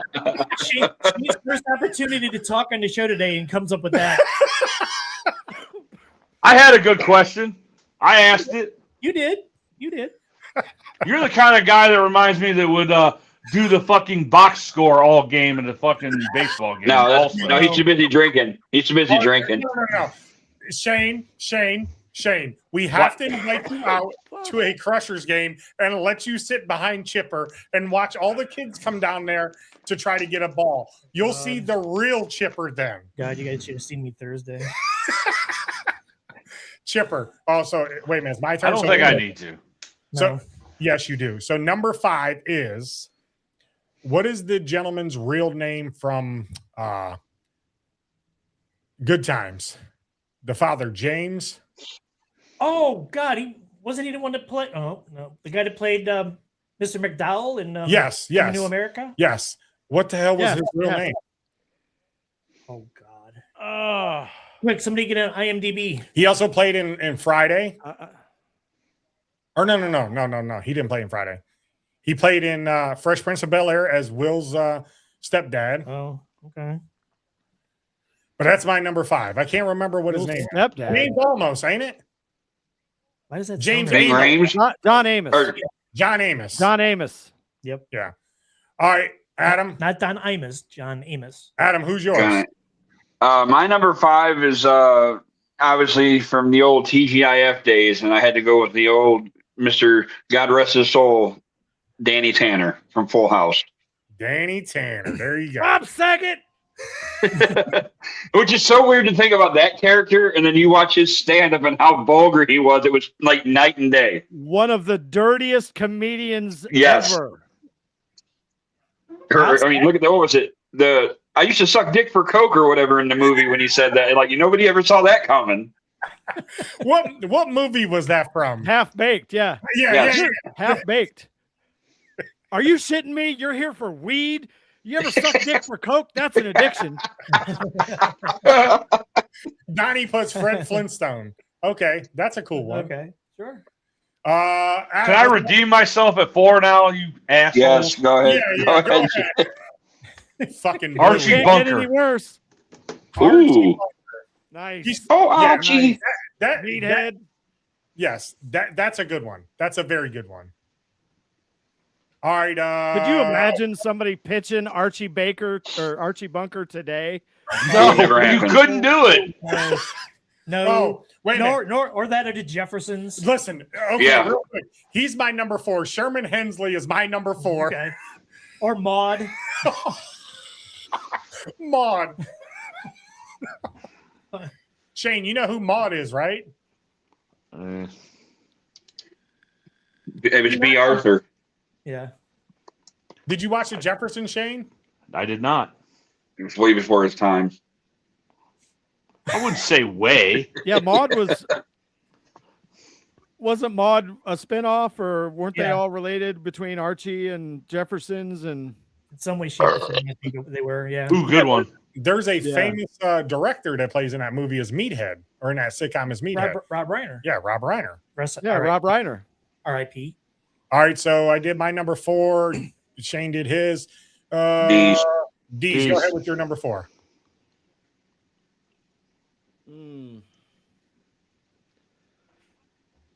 God damn it. I'm gonna go with, and I won't remember his name ever, but what was the Michael J. Fox?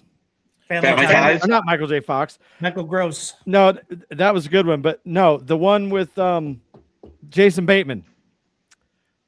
What the hell was that called? Jason Bateman. You Silver talking about Spoons? Silver Spoons? No, No, that was that was Ricky Schroeder. Ricky Schroeder. Schroeder. Yeah. You're talking about Justine Bateman played in there. She played in Family Ties with Correct, but Justin Bateman. She was his sister. Yeah.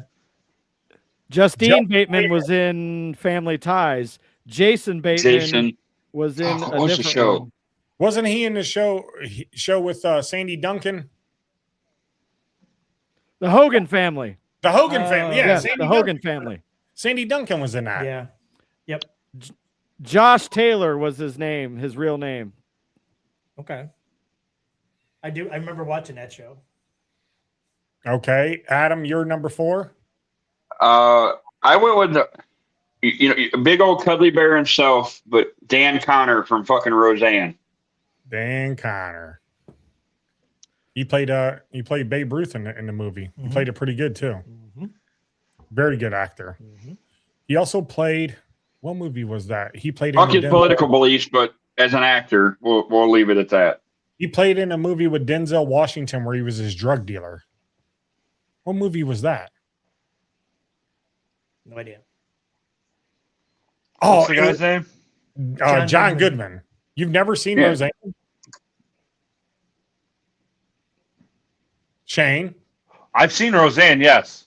I'm trying to think of the movie you were talking about with Denzel. I think it was an airplane movie, like Flight 57 or something like that. Oh, it's Yeah, he would. Flight. That's it. Just called Flight. Yep. Love that movie. Yeah, he was his drug dealer. Remember when he's testifying and he brings him all the drugs and he's hiding? Oh, I haven't seen that in the movie in a long time, but I kind of remember that. Yeah. All right, Chipper, what's your That's one where 4? he's drunk on the plane. Right. Yes. Yep. My number 4 is Tim the Toolman Taylor. That's a good one. All right, so we're at number 3, right? 3. All right, so we'll start with D's. You go with your number 3. I'm going to go off the beaten path here. my number 2 was just named, but we'll go with number 3. Walter White. Breaking Bad. Yeah, I was gonna say Breaking Bad. Yeah. Started out with good intentions of helping his family. That's a good dad. I might And he get became a murderous psychopath. I might get criticized for my next one. Okay. My number 3 is the father from 90210. I can't remember what his That's name is. gayer than Bluey. It is not. Kelly Kapowski was on there. She was fucking fine in there. I didn't watch that. He's fine, period. Yeah. That's the only reason why I watched it. Yes, she was. But even the power of that ass could not get me to watch that fucking garbage. Dude, I mean, she was fine. But anyway, that brings up another age-old argument. Maybe it's just my generation, though. But anyways. Okay, Shane, what's the argument? Go ahead. Kelly or Topanga? Kelly, hands down. I like Topanga. Is yes. Correct. But man, tomato. I thought Topanga was hotter. That's all. Chipper, who would you take, Kelly or Topanga? I have no idea who you're talking about. That's tough. No idea. Thank you, Dees. Thank you. No, it's not tough. Seriously, it is.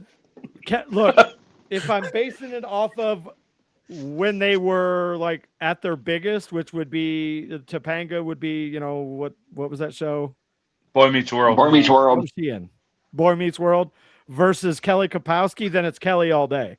But if you wait until they both matured, I got to give the edge to Topanga. Deez, who would you use dipping sticks on? Which one? Oh my goodness. You both have of them. You have one package of dipping sticks. But something tells me that Topanga would be more into it. Just saying, that's a factor. That's 100%. I'll set up the stadium seating. That's all. I missed something on that one. It's okay. It's Yes, all right. Just all trust right. us. It's funny. Well, that's a tall fucking thing to get over your head, Adam, because you're about 6'9". All right. Since my number 2 was already said, I'll go with my number 3 since it's my turn. I went with Well, hurry up. Fred Sanford. Oh, that's a good one. That's a good crap. one. You big dummy. You big dummy. Hey, you remember when he used to fuck with what was the dude that lived next door to him? Grady? No, not Grady. The Puerto Rican dude. Was it Sanchez? No, not Sanchez. The one that he used to come over there and he had the pet goat. I don't remember him. Julio. Okay. All right. You're going to shoot some pool with Oh, his yeah. Julio Fuentes. I'm looking at the Julio cast Fuentes. right now. Julio Fuentes. Dude, you cannot go wrong with watching any Fred Sanford shit. Yeah. Rest in peace, Lamont. R.I.P. He just passed this past year. Yeah. All right, Adam, you're number 3. My number 3 is John Dutton from Yellowstone. Oh, nice. Can't go I wrong need with to that start show. watching that. You just took chippers. I got clips that roll up like I mean- on my YouTube shorts and TikToks, and I've never seen it, but I need to start You watching could easily pick him. You could pick the Harrison Ford character from 1823, and then you could even pick the Tim McGraw character because all 3 were great fucking dads in each one of those series. What about Sam Elliott in the ranch? Could have picked him too. Yeah, What that about was- Sam Elliott in Yellowstone? Sam Or Elliott. my different show. Wait, different show? He was in 18. Landman. Landman. Sorry. Speaking Sheesh. That's Honorable Sam mention. Elliott. That's Honorable mention. My bad. speaking of television, Sam, dad, Sam Elliott's not in Landman, is he? Yeah, he is. Is he? That's Billy Bob Thornton. Season 2. He's in Season 2. Oh, is he? Okay. But also, He was also in honorable mention, the prequel. Landman, Billy Bob Thornton. I Hey. love that show. I literally just started watching Landman the other day. First episode, I literally just started watching. Do you like it? The first episode, it's okay. It's it's like It gets better. Just wait It till gets the good. it was like the first episode of Yellowstone. It's kind of boring, but then once you get more into it, it gets good. I hate fucking Marshalls. That sucks. I haven't even watched it. Can't say I'm a huge fan of it, but I do like it. It sucks, dude.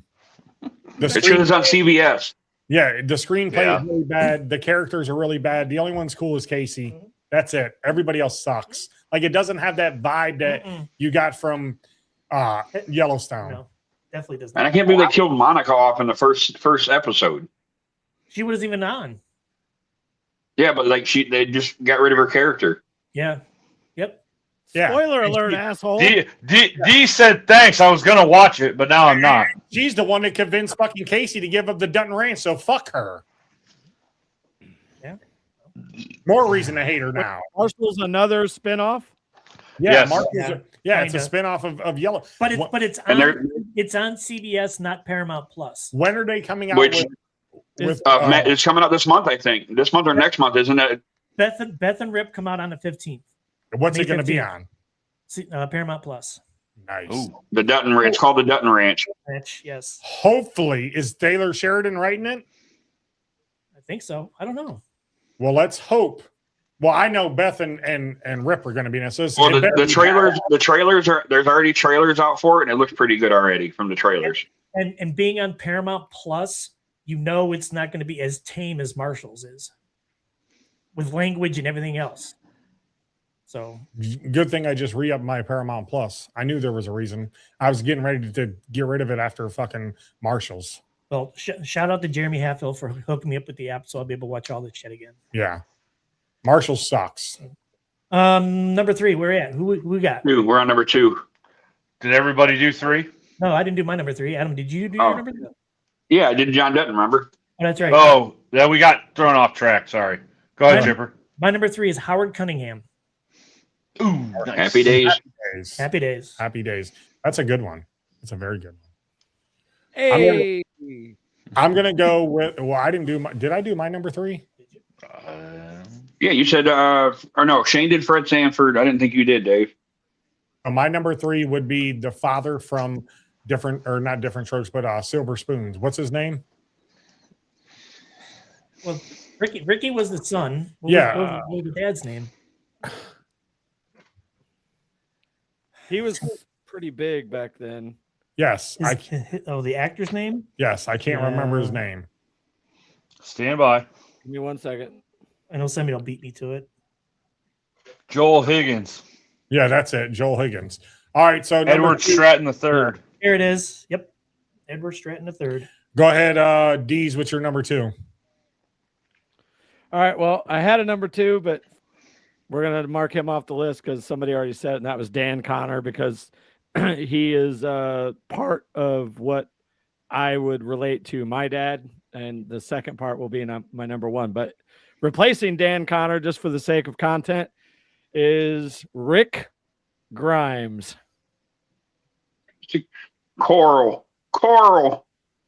Rick Grimes. Coral. Walking Dead.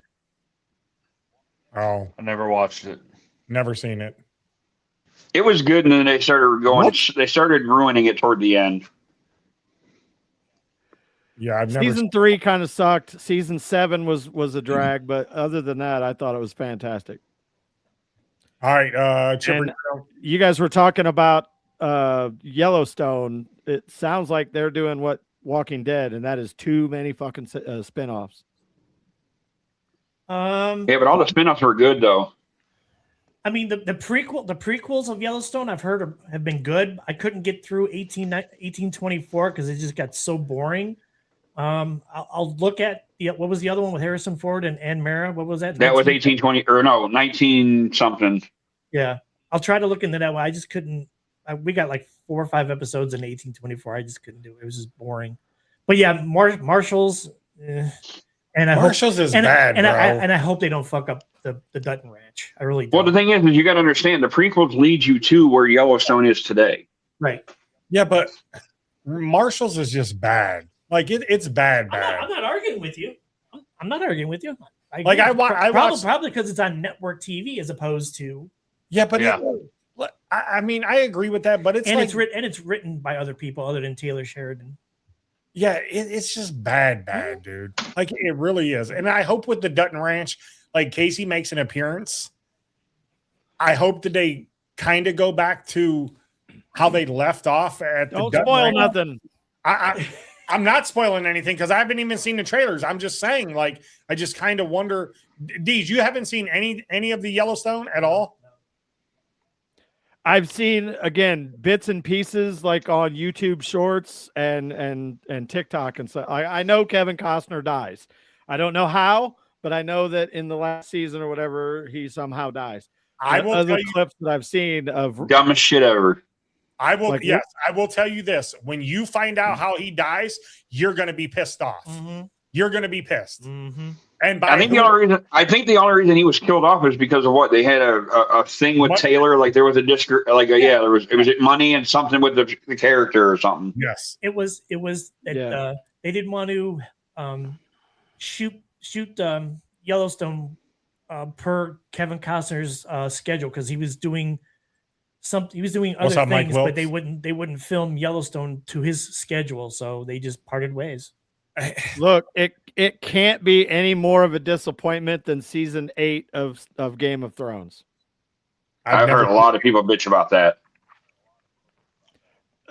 Dude, seasons 1 through 7, if you're into that kind of show, which normally I'm not, but that show was fucking awesome for 7 seasons. And then season 8 was like a 6-year-old wrote it.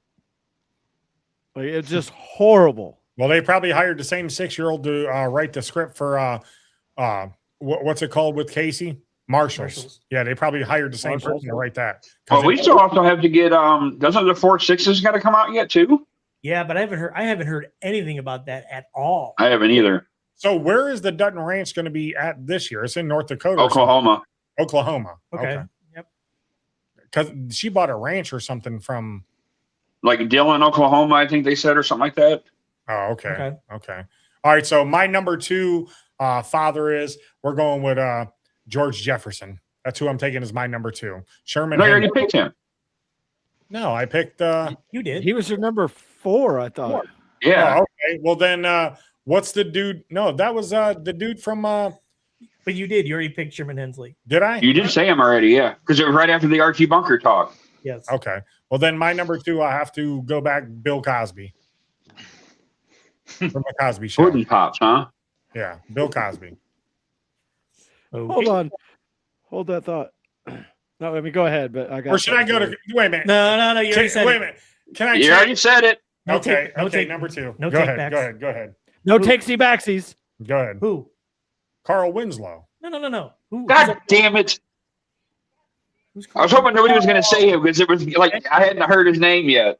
Family Matters? Yeah, Carl Winslow. Yeah, Urkel. But okay, I won't replace him. He's my number one though. Okay, who's up next? Adam, go ahead.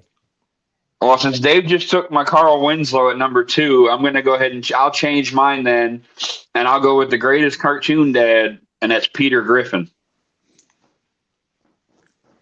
Peter. I like it. I like it. Family Guy. Okay, yeah. Great show. I'd pick Quagmire, but he don't have any kids. That we know of. That we know of. Okay, well, I got my number one then. Oh, hold on to it. Okay. Shane. My number 2 has been said already. I had Tim the Toolman Taylor, but I'll go honorable mention Billy Bob Thornton and Landman. Billy Bob Thornton and Landman. That's a good one. Either we fucking or I'm fucking. That's fantastic. This is my Bill Cosby tribute. All right, Deez, who's your number 2? Number 1, you mean? Number 1. No, well, we didn't do 2 yet, unless you did. I haven't. Yeah, I did. I did Rick Grimes because you took my Yeah. Dan Connor. Okay. So Chipper, Walter White. Yeah. Chipper, who's your number 2? Well, my number 2 is John Dutton. My number 1 is Archie Bunker. But I'm going to throw this out there. How about Bart Simpson? You dumbass. Homer was my number 1, bro. I'm glad my number 1 survived. I really am. I am so glad. I haven't said my number 1 yet. If we're on the same page, D's, I will laugh so hard. Dude, how you? Maybe not, though. All right. What? Sorry, I had to come up with something since John Dutton and Archie Bunker were both taken. All right, so now we're at number 1s, All right. correct? Everybody has to say their Number number 1. 1. I just said Homer Simpson. I'll lead off. Not only is it a little bit local flavor, but he's also the only man in history to score 4 touchdowns in a single Stop game. it! Yes! By Al Bundy. Fucker. With simpatico, bro. Was that your number 1 too, Shane? Yeah. Adam, who you got for your number 1? I'm going to switch it up because everybody already used it. I was hoping I could get it to the end, but I'm going to change it up. And just because it was a great show and it was funnier than shit, is I'm going to go with Phil Dunphy from The Modern Family. Ooh, good one. Good one. Yes, that is a good one. That is a great one. Who was your number 1? Tommy Norris and Landman. I'm surprised nobody used what's his face from Friday and the Wayans brothers. I thought about him. Yeah, John Withers. I did think about him. You know who John Withers? You don't know. If I saw his face, I probably know who he is. He knows who he is. Yeah, if I saw You his ever All about seen the bang, bang, bang, bang, bang. You've never seen Friday? You've seen the Wayans brothers? Nope. that was after In Living Color, right? Yes. No. John There Withers. you go, That's him Chipper. right there. Yep, I know. Yep, I've seen him. I know who he is. Just not the name. Why are you always in the kitchen? Yeah, Every he's not time I that come in, often on Friday. you eating a bowl of fried chicken. You eating a bowl. Craig, put some water in that thing. Every How you time gonna get fired on your day off? stealing boxes, I got an application for you. There it is.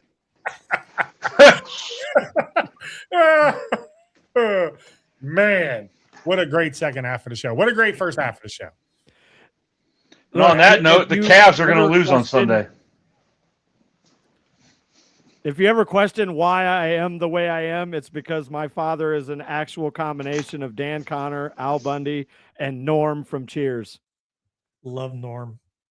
So let me ask you, Dude, I absolutely love seeing those reels or whatever on Facebook with Harry Anderson fucking around with Norm or Cliff. Hey, Cliff, I bet you I can drink. Oh, yeah. 10 cents. I can drink this shot without touching it. let me Yeah, he let me puts ask it under the hat. Yep. As we close out the show, let me ask you this, and I'll go around the room. Adam, if the Cavs lose tomorrow, who goes? Kenny Atkinson or Donovan Mitchell? Everybody. You got to pick one. Who goes? Mitchell. Shane? Blow the team up.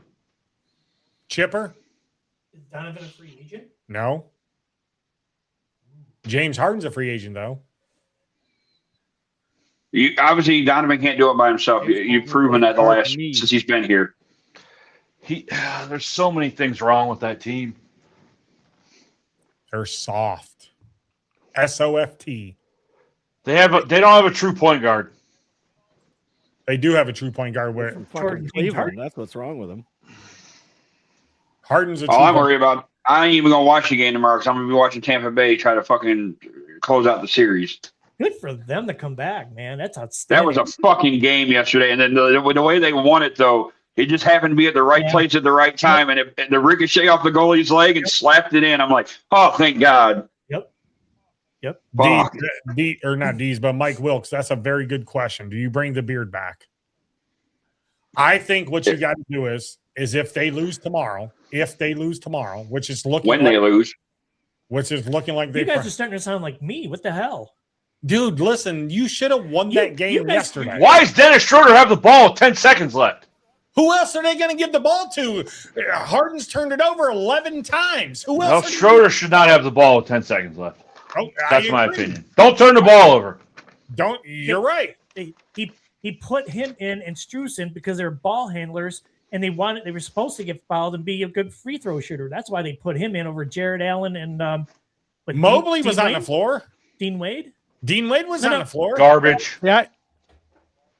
I can't even really talk shit about basketball because my team fired everybody, including the guy that mops up the bathrooms. I mean, life of a Bulls fan. You went out and you fired JB Bickerstaff because you wanted more offense. Yeah, but look at what he's doing up in Detroit. They're tied 3-3 with Orlando.